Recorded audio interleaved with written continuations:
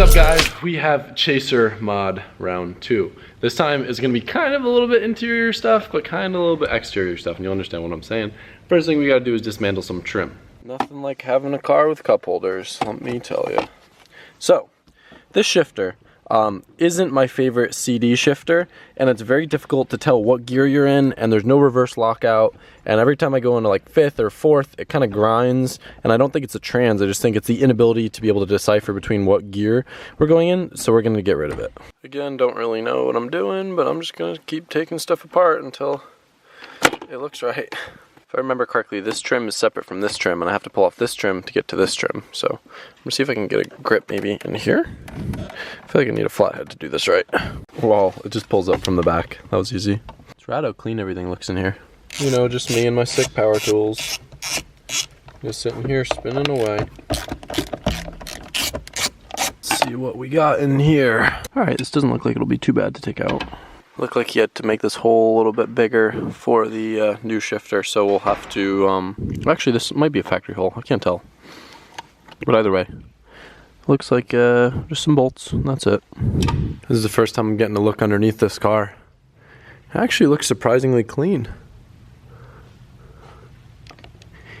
Even the pinch welds are still pretty straight.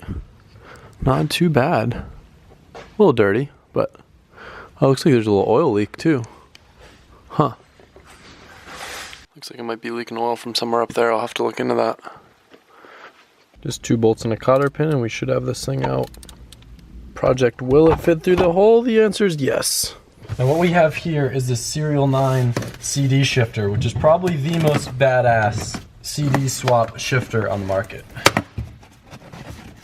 Straight out of Canada.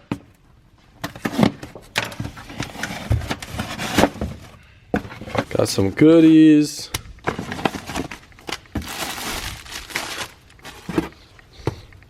This is actually the same shifter that I switched to in an S13. I bought it for that car after I had issues with my other one at that Texas event. Because a lot of people told me that this thing was basically as good as it gets.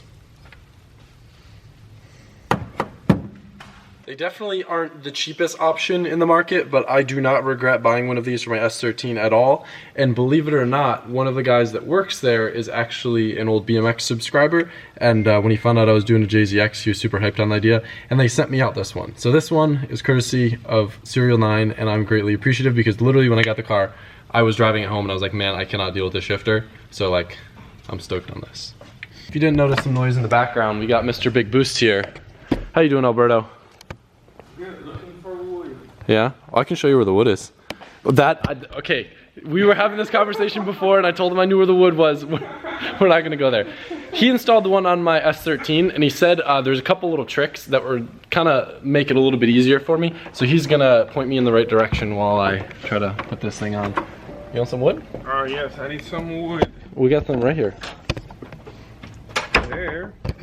Even though the instructions say to do the little shifter linkage on first, Alberto said that when he did it, he found it was easier to actually put it kind of like in the assembly first and then slide everything on and then put the cotter pin on. Alberto's idea sounds good and all, but if we do it like that, we're going to be able to get the pin in while that is assembled. So I think we're going to have to take this top plate off so we can... Huh, interesting. Meanwhile, Alberto's been working on the diff for the Skyline. What'd you find inside? What'd we do? I think it's braces. It's a bunch of broken teeth. I don't think the teeth are supposed to look like that. Like your teeth are falling off, Adam. Oh, you mean braces like a joke. I thought you meant like a diff brace. I was like, how would that help? Yeah. She broke. So what's the plan? To like utilize this core and then just take the ring gear out of the other diff? Well, I have to take not the ring gear, but also the... I think your pinion gear is also shattered, so I'm going to try to see if this thing is a lot nicer than the other one over there somewhere. So I'm going to take everything apart, try to take the pinion gear off and everything with the shaft, and assemble the insides of the other one into this one. It's so nice and black painted, so it's not all rusty looking. So let's swap everything. Okay, or we could just paint the other one if that's easier. You can just put my two-way in that. We'll see. Yeah. I thought I was going to luck out, but unfortunately it doesn't fit through the hole, so it looks like we're going to have to pull the drive shaft. Hopefully this will make life easier.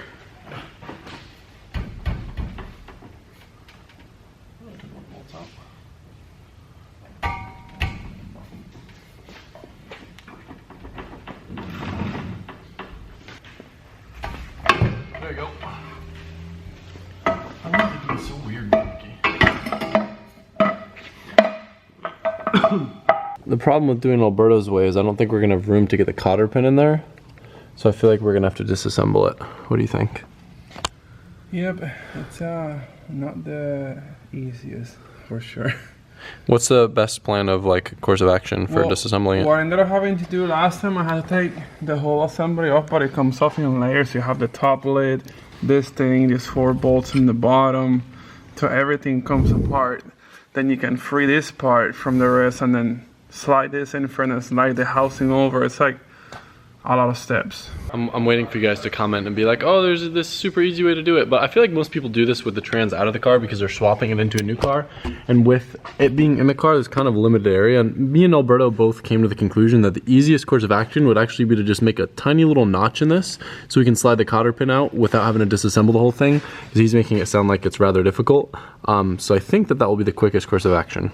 I called up my friend at Serial 9 to confirm before we went and cut anything, and he kind of walked me through the trick on being able to do it without having to disassemble the shifter or cut anything. It is a little bit tricky, but since there's really no videos explaining this, I figure we can kind of go a little bit in depth. So as it says in the instructions, this is going to go in first facing up, and the cotter pin is going to go in from the bottom, and it's going to be mounted flush. Now he said basically all that you'll have to do is lower the trans a few inches, and then there's kind of like a specific orientation in which you can put the shifter on and not have to disassemble anything. So I did what they said, and I was able to lower the trans about 2 or 3 inches. And basically the technique, a little bit tricky, but just trust me, there's a way to get it to work.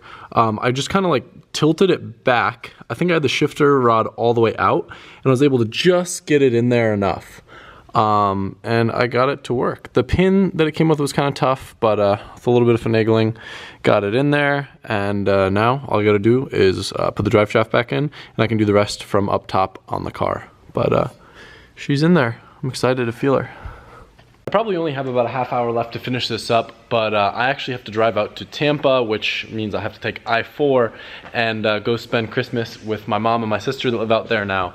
And I'm gonna make the executive call to decide that me leaving 30 minutes sooner will probably save me an hour or so in traffic, since people are about to be getting out of work. So I'm just gonna finish this up when I get back, and that's why this video is kind of broken up here. Hopefully I don't regret this decision later, but I decided to finish it. So I tightened up those 2 bolts, and then it gives you 2 positions to select where you want to put the shifter based on where your actual transmission hole is. So this one is what I chose, and look at how good this is. Just like my S13. And then it has reverse lockout too, so excited to put this thing back together. Just like that, she's all done. So we got 1, 2, 3, 4, 5, 6, and then we got reverse lockout. And for like a shifter relocation setup, this feels very, very nice. It's notchy, but like you can tell where the gears are. There's a reason why people obsess over the shifter and are willing to pay the price that it is. It is freaking rad.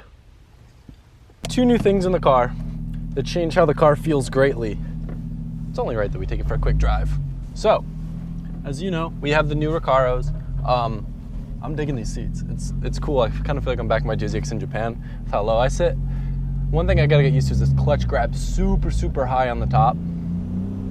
So I kind of struggle with it sometimes, but shifter-wise, it's kind of funny because I have the same shifter in my S13, so you'd think that I would know exactly what it's gonna feel like, but it being on the left is kind of weird since I've never had a short shifter on the left. I will say though, since we took the other one apart, the CD999 shifter that I have in my S13, this one is how they build it, and they're like put together very meticulously and set up a proper way. This one feels like there's a little bit more, how do I say, like intentional, it feels a lot smoother. I think that when we put the S13 one back together, we did it a little bit too tight, where this one feels like the perfect amount of notchiness, where I can shift effortlessly. But the one thing that I will say I've noticed, it didn't do it there, but this trans, I thought it was the shifter, but this trans does grind a little bit going into 6, so that's kind of a bummer, but it's not the end of the world. I haven't really abused the crap out of the shifter shifting fast. We can do that real quick. I'll try to bang through the gears. I know it'll take it.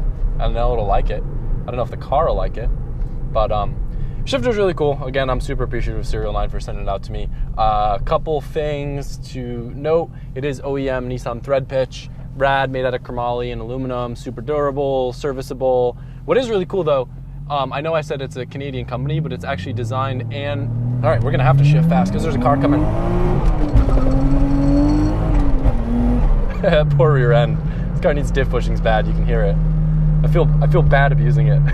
But it's designed and manufactured in Canada, which is sick. Not very common. I feel like a lot of stuff is like kind of reproduced in like other countries and not usually of the best quality. It's really nice and lifetime warranty, so that's tight. But as you can see, I'm sitting a bit lower with these Recaros. I'm not gonna go for a crazy drive. I do need gas. Let me go get gas. I'll walk you guys though briefly as we're driving through what you can expect to see with this car. Right now, I think Serial 9 just finished up the subframe bushings for this car. They were just getting laser etched the other day, if you guys saw it on their Instagram story. So once we have those, I can pull the subframe, do subframe bushings, diff bushing, swap out the diff, and just kind of do like a rear end refresh. I also got some plates from Odyssey Fab, a local company in Tampa, to reinforce the subframe, which is really cool. So you can expect that. However, Odyssey Fab is also going to be working with me on doing some custom fab work on this car. I don't know if I'm gonna bring it over to Odyssey Fab to have them do fab stuff on it before or after all the subframe stuff happens. It just kind of is gonna be dependent on the way our schedules line up. So once I bring the car over there, there'll be a spell with no JZX videos while he's doing fab stuff on it. But if he doesn't take it soon, we'll pull apart the rear end and start doing that stuff. I just blew off at some kids. I like at them. But anyway, I'm pretty happy with this. Instead of just ending the video with just me talking to you, we went and got some cool roller shots. So I'll end the video with a little roller montage, just sitting in my new low JZX with my comfy Recaros. I don't know what we're gonna get into tomorrow.